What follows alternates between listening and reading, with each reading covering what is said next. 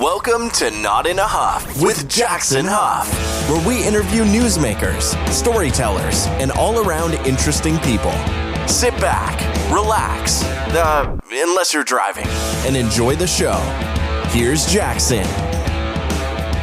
Hello. I am Jackson Huff. This is Not in a Huff. Thanks so much for joining me. As always, really appreciate it. Fun guest for you this week. I'm interviewing Magical Katrina, which is, of course, the stage name to an amazing magician, which you're going to hear in this interview. I have trouble saying magician and want to say musician, but she says she gets it all the time, so I don't feel too bad about it. But yeah, Katrina was an amazing person. I first saw her on Penn and Fool Us, which is a TV show on the CW here in the United States. People go on, they perform their magic and try to fool Penn and Teller into not knowing exactly how they did the trick. Most of the time, Penn and Teller, they've been around for 40 plus years, kind of a staple in Las Vegas, huge magicians. So most of the time they don't fool those legends. Sometimes they do and they get a trophy for it. But Katrina was on the show. She didn't fool them, but she did perform a really awesome trick, and I knew I wanted to get her on. We talk about it a little bit in this interview, but she has a cool style to her. She does some pinup modeling. She's kind of got that, that elegance to her that's kind of the, I don't know whether it's 50s or maybe a little earlier, but she's got a really neat style to her. And it comes honestly. She grew up watching Turner Classic Movies. Her favorite movie star when she was growing up was Judy Garland, which, of course, she grew up in the 80s or 90s. So Judy Garland wasn't necessarily the big movie star of the day. She was, of course, famous for Wizard of Oz, which funny story, and she's going to talk about it. How she talks about how she loves Wizard of Oz because the true movie she loves from Judy Garland is one most people haven't heard about. So easier just to say Wizard of Oz. But we're going to talk about growing up. We're going to talk about how she got into magic. We're going to talk about going to clown school. That's something she did. What's that mean? People talk about, if you don't do better in school, I'm going to send you to clown school. And, that's not an easy place in real life. It's a joke, but clown school is intense. So we're going to talk about what that looks like. We're going to talk about how it taught her how to be a great magician. We're going to talk about her transition to corporate magic and to stage shows and to being on TV, all this other stuff, some of the amazing things she's been able to do because of magic. We're going to talk about COVID and how that got her into the world of virtual magic and doing magic shows on Zoom. Interesting there for sure. A lot of really amazing things. Even if you're not really big into magic, I think you're going to enjoy just a life well lived in entertainment. She's got a great business mind to her when it comes to that kind of stuff. Even when it comes down to being on Penn and Fool Us and who exactly she wanted to perform her trick with, all of it has to do with kind of business. I really, really enjoyed that aspect of her. She's got a lot of great things coming up when it comes to her Zoom magic. She has a magic kit, especially catered towards young girls because there's not a lot of magic kits for them already. Not to say young boys can't use that same kit, but I enjoyed speaking with her. She's done some awesome stuff. She does some charity work in the magic world. This was a fun conversation. I think you're really going to enjoy this. So without further ado, here is Magical Katrina. I'm here today with Magical Katrina. Katrina, how are you? Great. Good. Thanks for joining me. Appreciate it very much. I kind of want to start at the beginning and kind of ask you a really basic question because, I did a lot of research. You've done so many things between clown school. You've been a dancer, you kind of a comedian. Of course, you've got the magic part of things. What do you call yourself? Is it just an entertainer? Do you really kind of just call yourself a musician? Or I'm saying musician, magician. What do you call yourself? I consider myself a magician. I used to do more of those things like 4 or 5 years ago. Mm-hmm. And now I do them, but I incorporate them with magic. So I definitely consider myself mainly a magician. That's kind of my job. That's what I do. I used to do stilt walking and face painting and balloon twisting and all that stuff at private corporate events and parties and things. But I actually just just gave away my stilts Oh, last week. I hung up my stilts. yeah. And I still juggle for fun, but mostly job wise, I'm a magician. I like it. Well, now that that's settled, I want to kind of start in the beginning and your interest in getting in front of people, because that's a big thing. Not everyone's cut out for that. I'm sure there's plenty of people that are, good at magic, but they just can't perform in front of people. So I want to talk about the beginning. What made you interested in entertainment to begin with? I think Judy Garland had something to do with it. Yeah, you've really done your research, which is awesome. Um, I first saw Meet Me in St. Louis when I was 3, and no one ever knows what that musical is, so I always say Wizard of Oz. Mm-hmm. But I grew up watching Turner Classic Movies, and I just loved like Ginger Rogers, Fred Astaire, and all of that old Hollywood, like 1930s through 50s musical movie stuff. And it really inspired me. I wanted to do musicals forever. I used to always go to the theater, and like watching a chorus line would make me cry, and I'd go, oh, I feel so seen by this musical. And so I always wanted to do acting. I did tons of shows when I was in high school. I was working at the Northwest Children's Theater, volunteering, and I had an internship there, and I would help teach kids magic. And this is or not magic. I'm so used to saying magic. I just autopiloted that last sentence. It was theater, teaching kids theater. And it was really, really fun. I loved it. And I love musicals. Then when I was 18, I went to clown school. And then I became a princess at children's parties, which I thought was a great way to get into acting and musical theater more. And I would sing and face paint, balloon twist, and do a magic show. And they taught me a little bit of magic, but not really how to perform it. Just kind of like, here's the secret, go. And I just had to sink or swim. And then at first I dreaded the magic. And I just like to do the face painting, because you could just zone out, listen to Disney musicals, which I love musicals, and paint. And it's very zen, other than like holding the child down and being like, you're being so still. Thank you. Other than that part, it's kind of like just getting paid to paint stuff and listen to music and wear a cute outfit.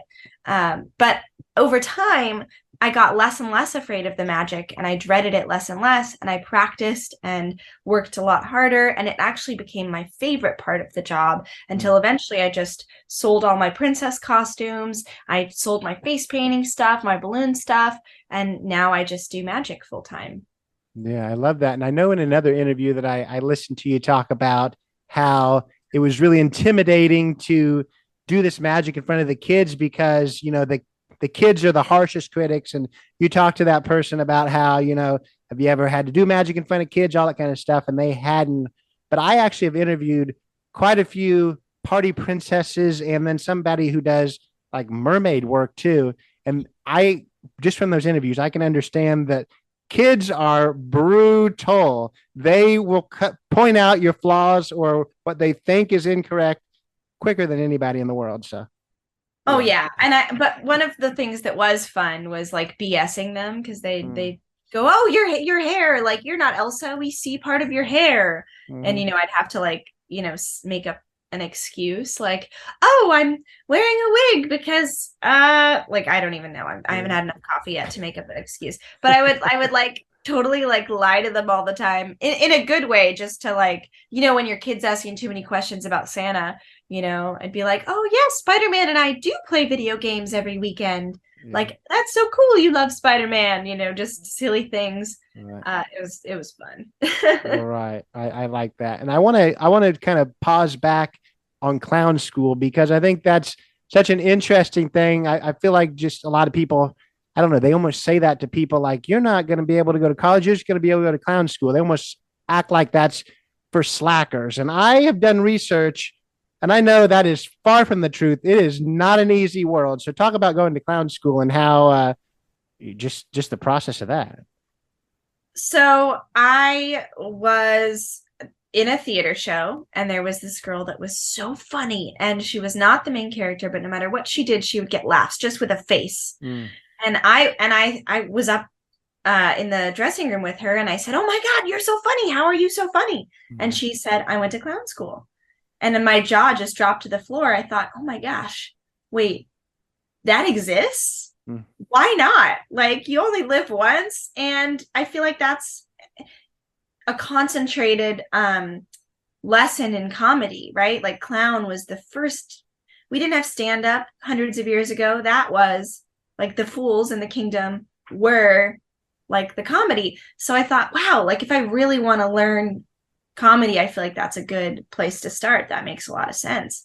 And so I researched some schools, and I found Circus Center I guess the Pickle Family Circus started them, and Clown Conservatory, and I did it. And it was really fun. It was a lot of work. It was like 40 hours a week. So I couldn't really have another job except for my parties on the weekends. But I got an apartment, so I was walking distance, which was very nice in San Francisco. And one of the things I remember is after lunch, we would always do the acrobatic portion of the day. So we do like handstands, pratfalls, like things like that. And so I'd always pretty much every single day take aspirin during lunch so that it would like kick in and I wouldn't have a headache when we'd have to do handstands for the second half of the day. So I remember that, but we did all sorts of things. We did fake falls. We did talking about status and power, like they say straight man versus the, funny man. And by straight, I don't mean sexual orientation. I mean the guy who's serious and the guy who's like more silly. So yeah, we talked about a lot of different things and did mime too, and fixed point work. I don't know if you know what fixed point work is. No, I don't. It's when you like pick, it's the thing mimes do where they somehow like pick a point and act like it has friction there, or is there's a solid thing you can't see, and they like move around it, so it's like a fixed point. And oh my gosh, that was actually the hardest thing of clown school, was all the miming. I never really got a hang of it. One thing though that clown school taught me that I will always remember, that I carry everywhere, is the ability to break the fourth wall and feel comfortable on stage. I'd always done musical theater like for 10 years before then, because I was doing plays at like 5. So that was like 13 years before clown school. But anyway, it taught me to feel comfortable on stage, in just like silence, in looking out at the people, to not feel like I have to fill it with something, to just be comfortable connecting with the audience and making eye contact. And that's something I fall back on all the time with magic, is just looking out at everyone, No, I love that. And that's exactly the question I was about to ask you. What do you think you've gained from it in the world that you're in now? And I think it's important in anything when it comes to entertainment, is exactly what you said. Just being comfortable with silence and being confident in yourself and not needing to fill all that time. I've talked to so many people in entertainment. One that comes to mind is Bob Eubanks from the Newlywed Game. And he talked about how it got so much better. He was so much better on the show once he didn't feel like he had to just fill everything with jokes and just made facial expressions. That's what, reacting to other people was way funnier than him trying to, make jokes or laugh at them. So I think that's huge, just to be able to be comfortable in your own skin and be comfortable with a little bit of silence. So the next question I'd have for you, and because I kind of forgot, in all those titles I said in the beginning, few other ones are that you do pinup modeling, you do burlesque.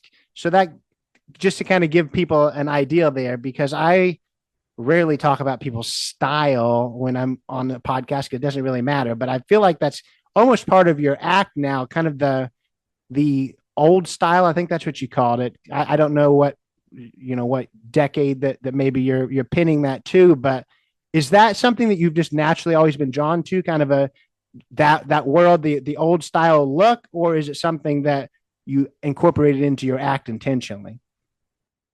So again, at 3, I grew up, watching Turner Classic Movies. That definitely inspired me, and things like, and well, My Fair Lady technically takes place in the Victorian era, but Audrey Hepburn, and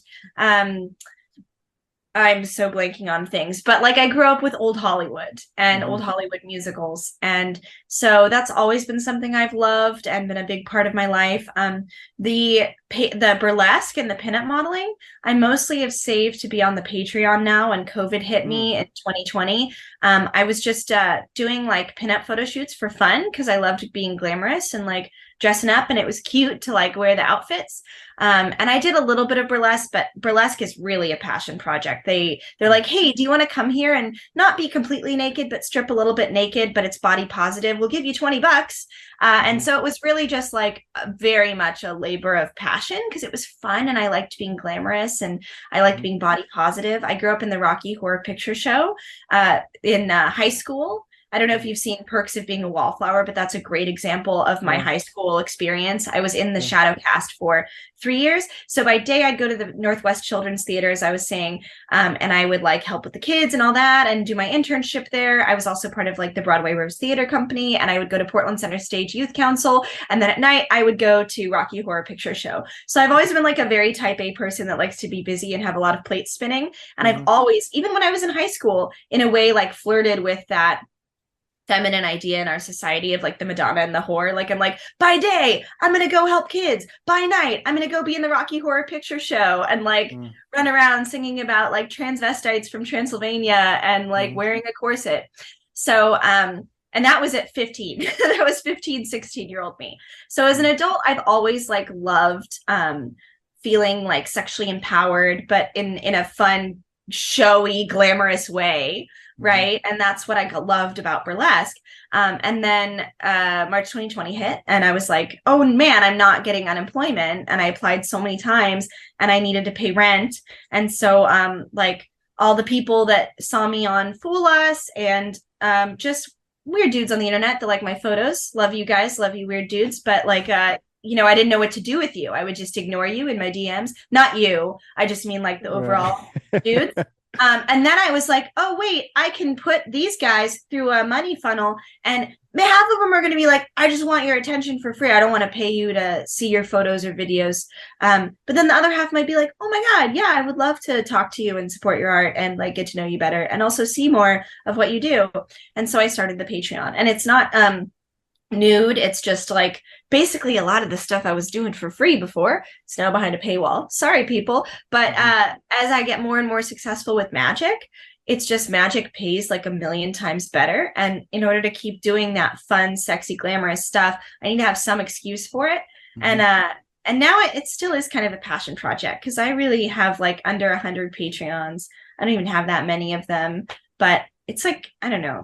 It's fine. I do it because I like it, and it's nice to have that steady stream of income too, I guess. I don't know if that answered your question, but I've always loved sexy glamour things, and even since I was a kid, and I just have found that other branch to go off of. But I will say like magic is 90% of my income. I'm trying to cut down on distractions, and I'm almost considering maybe like at least definitely lessening my presence on the Patreon because it's a lot of work to do all the burlesque and pinup and all that. I hear you. So I want to talk now about what's 90% of your income, and that's magic. So what, I guess I don't even know how to begin with it. What you obviously you went from doing it in princess parties and not liking it to that then being your favorite part. How did you transition from that being your favorite part of another different job to, hey, this is what I'm going to focus on. This is going to be what consumes me. And more importantly, this is what's going to start paying my bills. What was that like? I feel like that's a scary thing to maybe branch out into. So for a lot of magicians, it is because they're going from normal jobs to being a full-time magician. So to them, it's a leap. I never really knew anything else. I worked at GameStop and like a comic book store when I was 17, 18, right? And then I just started being a princess. And I also was doing corporate events too. And I was in this 1920s like female dance troupe called the Deco Bells in San Francisco. And this was literally like the year Gatsby came out was around when I was like 18, 19. And so every single tech party corporate event was Gatsby themed, like every single one for like 3 years. And so we were like super busy, and I'd be at events being like a cigarette girl, you know, and you don't really have to have that many skills. You just have to be cute and able to be in a character. And that paid like $100 an hour. So I get a couple of those, you know, a week. or a month with this group. And I'd also, be in the chorus girl dance troupe and doing corporate events. And then I also would like face paint and balloon twist at corporate events. And I would also do kids parties. So I've always done private event work. And then I had relationships with these agents, not just through the dance company, but I reached out to them aside from the dance troupe and was like, hey, if you just want to have me like face paint balloon twist. So I had like 15 different agents I was working with and event planners in the Bay. And even Google alone can have like 50 holiday parties because they have so many, there's like Google Maps, there's Google X, I don't even know what they do, but there's so many different groups. But I did a lot of those parties. So basically the transition was, hey, event planners that already hire me a lot to face paint, balloon twist, stilt walk, now I offer magic. And so unlike other magicians that had to like get super good at sleight of hand first, I just was like, now I offer this. And they're like, I've worked with Katrina for a few years. She usually shows up and does what she says she's going to do on time. Cool. And so I just started doing it. And maybe like in the beginning, I only knew like 3 or 4 tricks to do walk around magic, but that's something. And I just would do it confidently. And there's not a lot of women, which is, literally, I'm just lucky because if I was a guy and I was that mediocre, I don't know if I would have had the opportunities I had as a token in San Francisco. But I also had those connections. I'm not going to say it's about my gender. I had those connections and I worked hard to get those in other fields so that the transition was really easy. And then just over time, I got more and more corporate work and did more and more kids parties. I sold the princess costumes and then got on TV a couple times doing Penn and Teller and then Masters of Illusion. And yeah, haven't looked back. I've loved it. Yeah. I like that. You kind of told us the process of how you slowly incorporated magic into, the work that you're already doing and the connections that you already made. But I don't want to discount the work that you did in order to get better at it. So talk a little bit about that, like the process of actually honing your craft. What does that look like? Well, when I find something that makes me excited, I'll usually spend anywhere from 2 to 4 hours working on it a day. Sometimes I don't get to it because I know, I'll look at it. Like right now I'm learning cups and balls and I'll see it on my table and I'm like, oh, because I get in the zone. So I try to plan for when I don't have anything else going on to do it. Because if I'm like learning a trick, to me, it's like dancing. Like I will just, when I start to get that little serotonin hit, when something clicks, I keep going like a mouse in a maze. I'm like, oh, I want to get more serotonin. Let me try that move again and try and get it better. And I just get like super into it. It makes me very happy. Just doing the same thing over and over again and picking it up and looking in the mirror and seeing it getting better and better and better. So that's often how I practice sleights. A lot of magic is buying stuff and learning the instructions. And then like some of it isn't very sleight of hand based. Some of it is just buying a cute little thing somebody made, but then you have to come up with a script. So depending on the act, if it's like stage, I'll write out a script and I'll practice it a lot at home. And then I'll do it for the first time in front of people after it's had a lot of runs. If it's close up and walk around magic, I'll learn it. I'll, do it without messing it up and be able to do it in front of people, but I won't maybe have like a full script fleshed out. I'll use the script that it comes with, and then I'll, come up with a premise and I'll try it. The great thing about walk around is you can try something and say you bring this one trick to do in between 2 tricks that are awesome, that kill and are already known. I'll go to group and maybe I make a joke in one group. I'm like, oh, that didn't land. Maybe I'll try this other thing. And you can mix it up. And by the end of like the hour of doing walk around, you've like, what's the word? You've chiseled this hunk of rock into a beautiful stone. Like it's well done. So I love doing strolling magic and walk around. I also have a big improv background. I've been doing improv forever. I was on the improv team in high school. I've taken all the improv in the Bay Area and Groundlings in Second City here in LA. And I just love mixing up scripts too, and like going up to a group and being like, okay, these are millennials. Okay, these are like older businessmen. What can I like? What is their frame? How do they experience the world? What's a joke that will land? and then also switching between kids parties, corporate, and then like just a birthday party at a bar, like what's appropriate.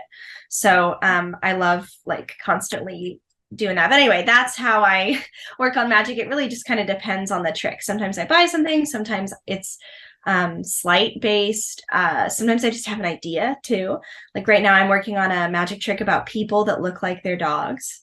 Mm-hmm. And I just love dogs, and I love the idea that people sometimes look like their dogs, because it's totally true. It's not all the time, right. But when you see like this cute little old lady with a cute little poodle, and they both have wiry gray hair, and they're both like walking the same way, you're like, oh my God, that's so silly. And so now I'm coming up with like a matching trick with like owners and dogs, and ways that people can get the cards or the photos and they happen to match every time. And so that's kind of been delighting me. And there's a lot of different matching card tricks, right? But I came up with the story and the premise first just because I love dogs. And so, it's like chicken and the egg, just different things inspire me.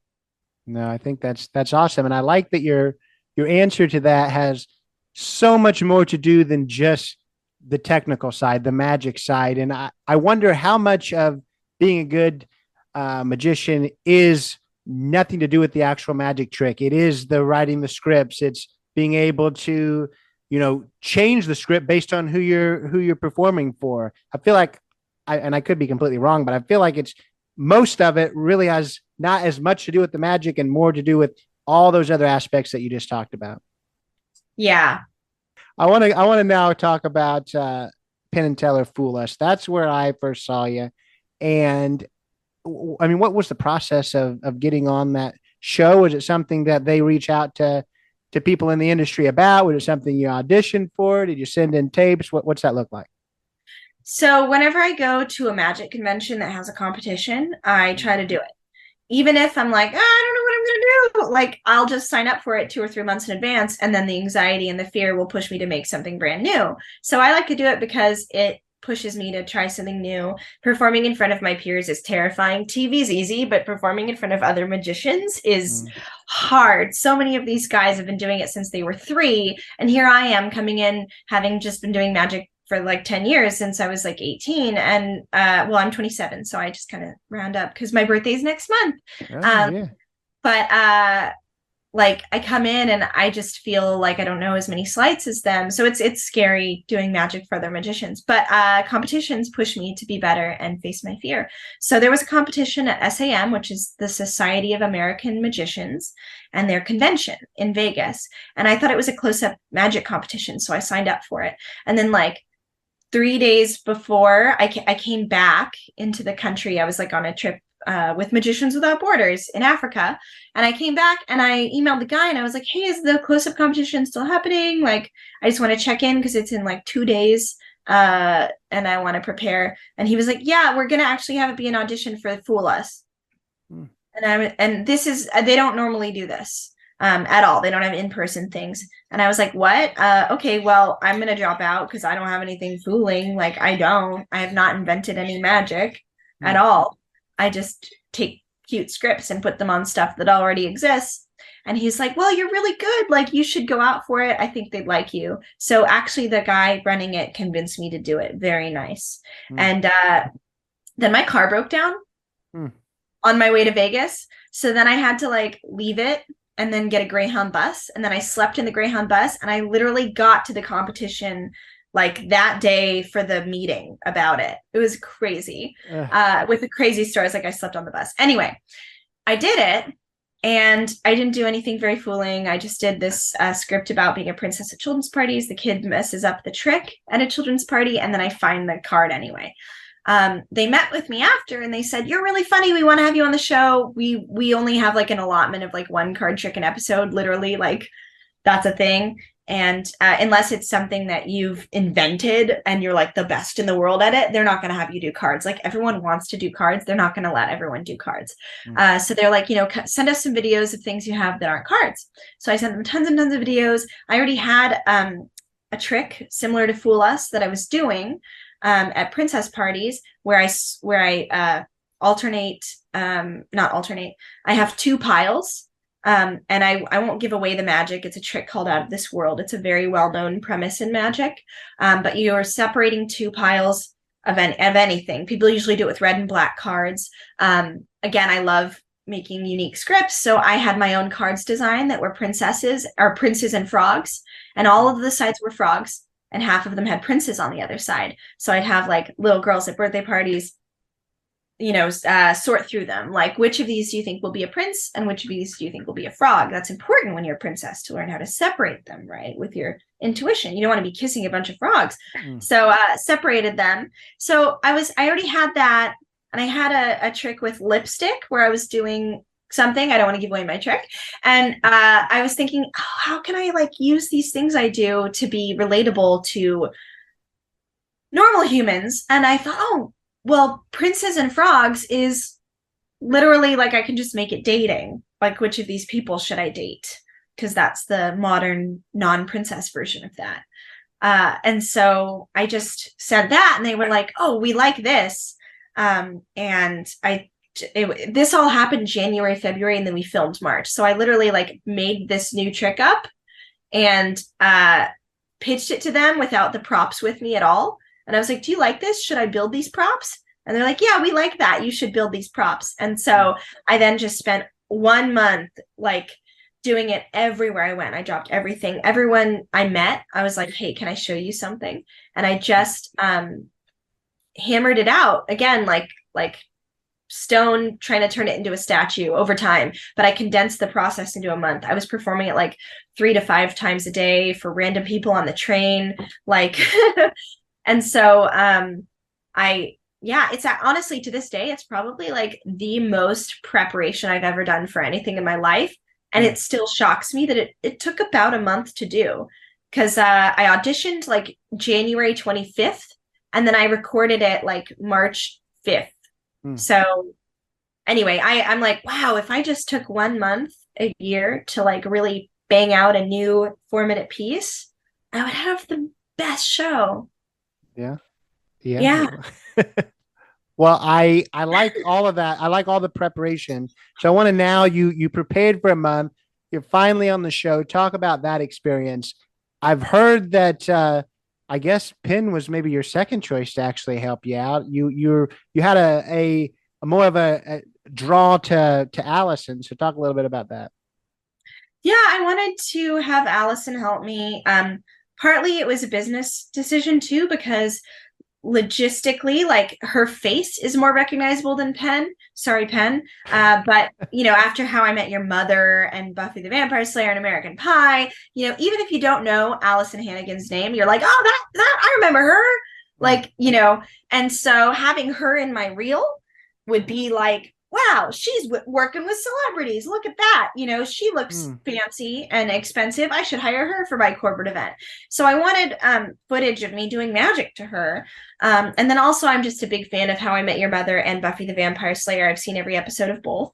So it would have just been really cool to talk to her. I ended up getting to talk to her and getting a photo with her after. And it was actually really nice. I still got to be in some videos with her on camera. It was fine. But I think they made a good choice about having Penn be my opposite, because he's also really good at improv. And I've never seen her improvise, so I don't know. But he was very playful. And I think, if you think about it, my trick was not the most woke, right? Like, I'm literally a woman. Let's look at photos. Some of them were of women because I'm bisexual, but at the end of the day, 99% of them were male photos. And it's like, hey, let's look at these people and judge them based on their looks. If a man did that trick, that would be not okay. And I didn't even think about it at the time, right? But I was just like, hey, everybody uses online dating. Everybody makes these split-second decisions. But, if you think about it like that, I'm probably going to get canceled for it in 10 years. I'm just kidding. Hope not. Fingers crossed. But I think having Penn there with me kind of set it up that dynamic was that we're both judging the cards. So because if it was just another girl, it's like, hey, come on, girl, let's make fun of these things. But I think their choice, I think there was a lot of reasons they made their choice, and they make a lot of sense. So yeah, he was a great partner to do it with. He had a lot of really good jokes on the fly, and I think it balanced out that gender thing. Yeah, no, I think so too. And this is, I guess, the touchiest question that I have, because I definitely don't want you to reveal anything, period. But the thing that I guess when I watch that show that just blows my mind the most is, of course, the magic is awesome, but just afterwards, how all the magicians, Penn and Teller, well, I guess it's only Penn, but talks in these codes. Do you magicians just have, this unspoken language that y'all understand? Because they say, random stuff, you know, the frog walks at midnight. Oh, yep, no, he understands my trick. He knows exactly what's going on. That's what blows my mind. What is this? What is this code? Yeah, so it's making it a code sounds a lot cooler than it is. It's really like if you want to look up magic, sorry, I'm stuttering. If you really want to learn how any tricks work, you can Google them. But you have to know the right name to Google them. And it's not a code. It's literally like you go on these magic websites, and I have friends that do it because they're magicians, and they spend hours looking at the trailers and the videos and the people's reactions and the presentation, and they don't know the secret. They don't reveal the secret in the trailer. You pay for the secret. And there's some things in magic that if you've been around long enough, you just know the secrets to them, whether you perform them or not. Maybe you bought it, you learned how it worked, you fiddled with a script, and then you kind of gave up on it. Like there's thousands of tricks I know how they work that I thought, oh, that's cool when I saw it. And then I gave up on it. So, or also just tricks I know because I wanted to know how they work. And so I paid for it. But, I read the book and I paid for the book, or I took the class. So just magic knowledge, when you're in it for a long time, you start to know it, like different things. I'm not going to give away anything, but like, the Di Vernon wand spin, the Williamson strike vanish, the Cy Stebbins principle, like time misdirection, like all these words, they start to become a part of your brain in the way that, like, if you like Magic the Gathering, all the different cards in Magic the Gathering, So I'm showing my nerdness. You just, with anything that's a hobby, you learn the language. Like my friend has a 7-year-old that knows every single Pokemon. All right. So it's kind of like that. And then when you get up there, they're trying to guess how you did it. And sometimes they'll say a word you can watch in the video. They'll say something the person doesn't know. And they're like, no, that's not how I did it. Or they're like, I literally don't know what you mean. Like, that's not it. And then they fool them. Right. Yeah, but you know the history of the thing you're doing, and you know what you're doing. So if someone's like, that's this, you're like, yeah, that is that. Like, even if you don't know every single word in the magic language, you know when you're called out, you know what I mean? Because you know the history of it. So that's kind of how it works. And that's kind of what I thought, my showing my nerdiness when I watch that show and I listen to them. I'm always trying to figure out, with all of this misdirection, all the things that they're saying, what the part of the code is that they're actually trying to give to the magician. I think I've figured out what the code was that they gave you, but I won't try to say it. Talk about, obviously that was a really, really awesome experience, but talk about some of the other cool experiences you've had in magic. I know that one of them was the Magicians Without Borders, which every time I'm saying magician, I keep wanting to say musician. I'm having trouble saying magician Without Borders. Talk a little bit about that.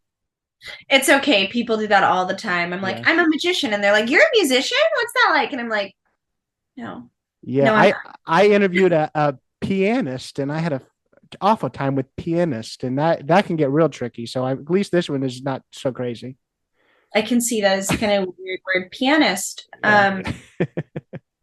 Yeah, so I actually just got back from a trip to Brazil with Magicians Without Borders, and right before Fool Us filming, I was in Africa with them, and they are a really amazing nonprofit that does really, really good work. They'll go to homeless shelters, refugee camps, addiction clinics, domestic abuse places, children's hospitals, and like the places on the border when they get refugees and people entering America, and then they put them in a cage. They go there, and sometimes those kids are separated from their families for like months and months and months, and they do magic and try to bring them joy, and go to these places where there's natural disasters and people are all holed up in like a small center, and try to just help them with a little bit of magic. And entertainment is so important. Sometimes, when you're in situations like those, the little things that make you feel human, like laughing or getting to brush your teeth, those can make such a difference, and so we go to like third world countries or developing countries. I would not say Brazil is a third world country. It's a developing, if that. Sao Paulo was like New York. But we went, into like townships outside of Cape Town and little villages outside of Sao Paulo, villages where there's, more poor neighborhoods and orphanages and things like that, or homeless gatherings. And we did magic for the children and the families and taught them magic too. And just seeing like the smiles on their faces and what a change it made in their lives, even though we were only there for a short while, was amazing. One of the shows we did in Sao Paulo in Brazil, we did in like a square near a very large homeless encampment, kind of like, I wouldn't say it was the Occupy movement, but it looked like that with all the tents. And as we were leaving and like packing up, there was this little like 6-year-old boy just left alone in the square that was just crying because he didn't want us to leave. And he didn't have parents around. Maybe he did, and they were like in one of the tents. And to him, that was like his backyard, right? So he was just standing in the middle of the street crying because he didn't want us to go after the show. Poor little guy. But it's really empowering and inspiring, I think, to the kids too. And not to harp too much on being a woman in a male dominated industry, but I do think that the little girls seeing me as the one woman in the show is really inspiring. And I always think of, I grew up in the Rocky Horror Picture Show, and I'm 27. So I feel like I'm right on the cusp of like a Zoomer and a millennial. And I think that the younger generation is evolving beyond treating gender in such a strict black and white way. Like a lot of my friends under 25 are like, I have no gender, but I like wearing dresses sometimes, but so that being said, that, maybe it's not so much a thing, gender. I think it still can be really powerful for a 5 to 7-year-old girl to see a girl doing magic, because it's like, wow, that person looks like me. And, in theory, seeing anyone do something inspiring should be inspiring. But I do think at the end of the day, just on a base level, representation matters. That makes sense. So I struggle with like, I don't want to be a token too much, but I do think it is important. Right. I think, yeah, I mean, that's kind of been the theme in some of the other conversations I've had. Representation matters, and how we move past being a token, which I don't really like that term, but being a token is to have so many more people doing it that there's no token status anymore. Everyone, it's way more equal. So I think that's important. People being able to see people that look like them, whether it's gender, whether it's race, nationality, doing something, it makes them think, hey, I can do that too. So I think that's powerful for sure. I want to kind of get into you. Obviously, that's a really, really interesting experience. One that I think also is just so different, and it just shows your ability to adapt, is obviously during COVID, maybe you're doing it before, but moving to virtual magic and doing Zoom shows, that seems, I don't know, that seems like a very unique world to be able to capture an audience through a video like that. So talk a little bit about that world. Yeah. So during March 2020, as I said, I didn't get unemployment and I started the Patreon, but that was only bringing in like rent, and I still wanted to eat food. I'm fancy that way. So I decided to transition into virtual magic. And it was interesting because I didn't really know what it was going to be, but I got invited to do my first virtual magic show end of March.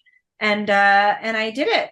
And so I think I was one of the maybe first 50 magicians to do a virtual magic show. I don't want to toot my own horn, but it was a thing at a time, and it didn't even pay. It was just a lot of magicians at the time were like, let's do magic and bring people joy, because we're stuck at home, and none of us thought we could make money off of it. And then like probably April, May, it started being requested on my website. Like, we want a virtual magic show for our family, for our kids' birthday party, because they can't go out, for a corporate event, for a happy hour, for a baby shower. And it really took off. And then I was realizing it was like the Wild West of magic. Like nobody really knew what they were doing. And so just sitting there and defining what's working and literally just making choices about things and sharing your thought process was huge. So I've heard this quote, and I think it's actually from another female magician named Carissa Hendricks, and she took it from something else.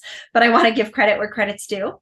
That in order to do well in a field, you should either be unique, like have like a hook or something that makes you different, right? Be the first or be the best. So like niche, first, or best. And in virtual magic, everyone was like flailing around with their hands up in the air, like, oh, fire, what do we do? No one knows what's going on. Like, where should I do my show? Can I do it in my kitchen? And just literally, I decided, like you do, I was like, yeah, I'm going to teach people how to do virtual magic shows, because I did a few of them, and to great success. But the thing is, I did a magic contest, and I did it with at the time they were like my partner, and we were doing magic together, and we did it against a black backdrop. It was a virtual magic contest, and everyone else was like really wide and not framed in on themselves. Like it was like the camera was across the room and they were doing some weird like stage thing, not connecting with the camera at all. Or they had it like sideways, or they didn't have a nice backdrop. It was just like in their living room, or just the magic was not appropriate for virtual, and they hadn't thought about how it looked or anything like, and we won. But I feel like our magic was strong and it was well thought out. It was nice, but we pretty much won, I think, because we like made choices based on the platform instead of just like doing magic at the thing as if it was in person. And so winning first place at a virtual magic contest, like the first ever virtual magic contest, I was like, oh, wow, like I'm not an expert, but nobody is. So I might as well be the most not flailing around person and help people out, give them ideas like 3-point lighting, that stuff. And so I started just teaching people about virtual magic, making it kind of my niche. I changed my whole website to be based around it for like those 2 years, and I had a lot of gigs. And since then I've done virtual magic for NASA, Amazon, Hewlett Packard. I have a show for Lockheed Martin's like women conference coming up. And just a bunch of like really amazing big companies that I never would have thought I would work for. But I get to do virtual magic for them. And my favorite thing about virtual magic is, even though the world's open again, I still do it because a lot of companies are remote. But my favorite thing is that I don't have to drive in LA traffic. I think that's probably a big thing for sure. Do you enjoy in-person magic better still, or has virtual magic became, I guess, how bad is LA traffic? Do you like virtual magic better now just because it's so bad? I feel like just having people in front of you, I feel like would be better, but I don't know. I like virtual magic more. And a lot of magicians are like, no, I like being in person, the energy of the audience. And that's because they're doing it because they want that. That's why they do magic. They do it also for money, like it's their job. But if they prefer in person, like a kid's party in person, to a corporate event on a computer, they're doing it because they like that energy. And I like that energy, but I also like money. And most corporate events that I do are virtual. Most in-person parties I do are like strolling and walk around at corporate events. But honestly, in person in LA, like the busy season is October, November, December. And the rest of the year, I'm only doing like 10 shows a month, which is not that many compared to like those 3 months. And so most of my corporate work is online. Corporate work pays better. I mean, I'm very like business minded, as you can see with how my lens that I look through all my choices I make and all the stuff I do. But I still like in person. One other thing I really love is, so I've been doing this for 10 years, right? At kids' parties. 90% of my job is going to a space I've never been to before. The parent or person booking me has not bothered to send me a photo or a video. Sometimes they do. I love those people. And literally in the moment, deciding where the show is going to be. Sometimes it's on grass and all the people are on a picnic blanket in front of me. Sometimes they have a whole stage or a gazebo in their mansion. Like, it's so random. And every time each variable is different. Sometimes there's stairs and I have to carry a bunch of heavy stuff upstairs. It's different every single time. And those little things are what's stressful about in-person magic. Once I'm there and everything's set up and I'm performing, it's the same to me as virtual. I love it. It's happy. I'm making people smile.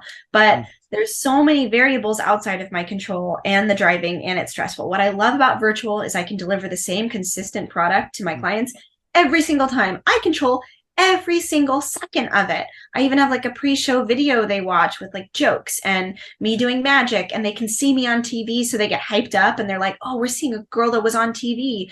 And I just love that. I also love that I can like go to the bathroom in between my shows in my house. How cool is that? That's so decadent, you know? The show I was at yesterday, the woman made me park on the street. It was like a giant mansion with a gate, and their driveway up to their house was like 20 feet or 30 feet long. You couldn't see the end of it from the house. And I had no idea. I'd never been there. She like emailed me like, okay, park on the street and then just walk up. But she booked an illusion show, which is like 4 trips to my car with heavy 80-pound stuff. So I got there, I couldn't find parking.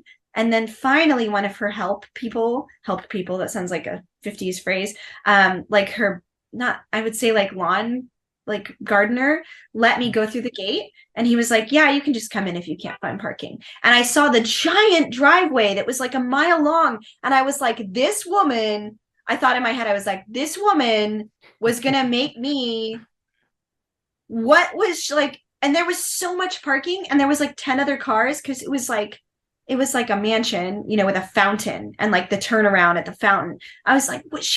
I felt so like othered, like, oh, the help box on the street.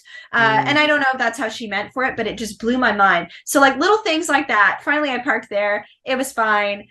It still took time to unload my car 4 times, but it was not as crazy as parking on the street and having to walk up like a 20-30 foot uphill driveway. Just so things like that, I don't have to deal with those when it's virtual ever, and I love that about it. That's understandable. I could see why that would be a lot more appealing to be able to be in your house rather than that. So I get that. I want you to now talk about, I guess, thanks for the free therapy, by the way.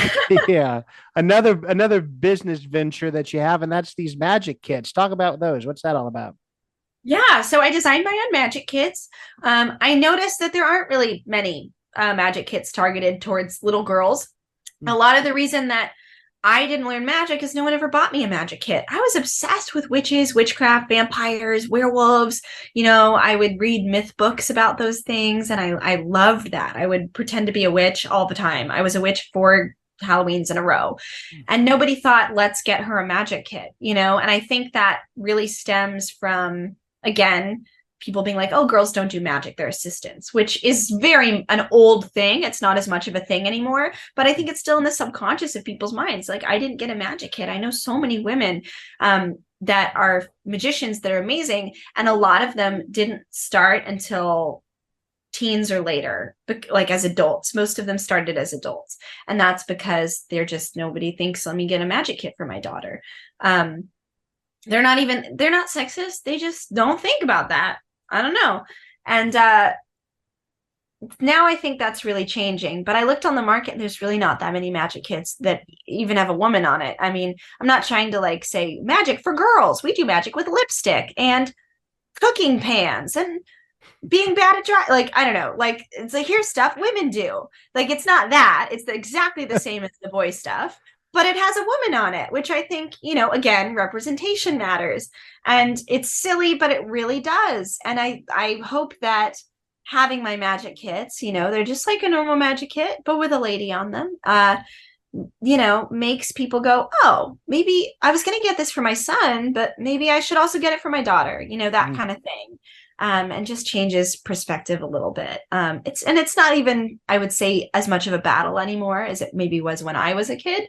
But it's important. Representation matters. So I'm happy to have these kits. You can go on magicalkits.com and you can buy them, and you help support a female-owned business and a small business. So go do that. But yeah, it's great. It's great for the boy or girl in your life. I love it. And we can put the link to that in the show notes. I want to kind of wrap things up and just asking, what do you hope the future holds? Obviously, we never know. Do you hope the future holds that you're going to just transition into being the first completely virtual magician? What do you hope the future holds for Magical Katrina? I still love doing in-person shows. So I love doing weddings and corporate events. I've been flown to conferences a lot lately, like all over the world, and doing like team building workshops. So I would love to do more flying and traveling for magic, and more virtual magic. My goal would be to have my job not have anything to do with where I live. If that makes sense. Then I could live anywhere and I just get flown to things or do virtual magic. That's the dream in the next 10 years. Maybe have an empire, passive income, all that good stuff.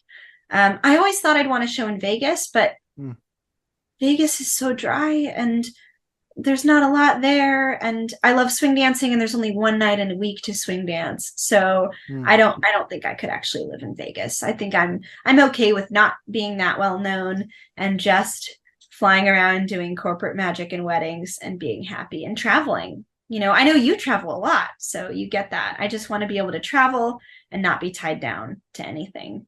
I love that. I love that. It is, because I don't really know that much about what I guess the stereotypical aspiration is for a magician. Is it to have a show in Vegas? Of course, we all know about the magic shows in Vegas, not that much other places that we know about. Is that kind of the stereotype that people want a Vegas show? I think so. It's like their Broadway. Yeah, I hear you. So now in asking you the last question, this is your opportunity to kind of shout out ways that people can connect with you. They've listened to this. Maybe they're interested in booking a virtual show. Maybe they just want to see more about you. Talk about where people can find Magical Katrina. Yeah, so my website, magicalkatrina.com, and then social media at Magical Katrina Official on Instagram. And then just if you type in Magical Katrina, Magical, and then Katrina with a K, Katrina, different things will come up. I'm the most followed thing usually on each platform. So sometimes, because Katrina Kaif is a very well-known pretty Bollywood actress, and her name's Katrina Kaif, and people literally will make Magical Katrina profiles of her because they're like, oh, she's so magical. She's like billions of fans. She's like huge there. So sometimes she comes up, but just look up Magical Katrina. If you're in America, I should come up first. I like it. Well, it's been a pleasure speaking with you. I really appreciate your time. Yay. Thank you so much for having me. So that was Magical Katrina. Learned so much. Really appreciated her time. I know nothing about magic. Like I was telling her, I love watching Penn and Teller fool us. I love seeing, these huge legendary magicians. Even they sometimes get fooled when it comes to new magic tricks. So it's definitely a field that is ever growing, and new things are always coming out. I think it's so cool, and I think like I was saying that. These codes that they talk in, I have no idea anything about them. The person that I'm having on in about a month about this, she didn't either. So I love that Katrina did know a little bit more. It comes with a little bit more experience in magic, I think. But this is a fun conversation. If you do want to check her out, her Zoom shows, you want to check out her Patreon, you want to check out her Instagram, her website, all that, it's going to be in the show notes. Do click on that. I'm sure she'd love to have you on as a friend and as somebody who follows along to her magic. So check those out. If this is your first time listening, appreciate you. If this is not your first time, you're a long-time listener and you haven't already, go subscribe to us on Apple. Follow us on Spotify. Leave that 5-star review on both. Leave a written review on Apple. Really amazing if you do. We are on Instagram that you can follow, Not in a Huff Podcast, jacksonhuff.com, Not in a Huff with Jackson Huff on Facebook. Everywhere there. Appreciate your support. But if you do nothing else, come back next week. Another amazing guest to join us. So we'll catch you then. Take it away, Chris. This has been Not in a Huff with Jackson Huff. Thank you for listening. Be sure to join us next time where we will interview another amazing guest who is sure to make you laugh or make you think. Or hey, maybe even both. But until then, keep being awesome.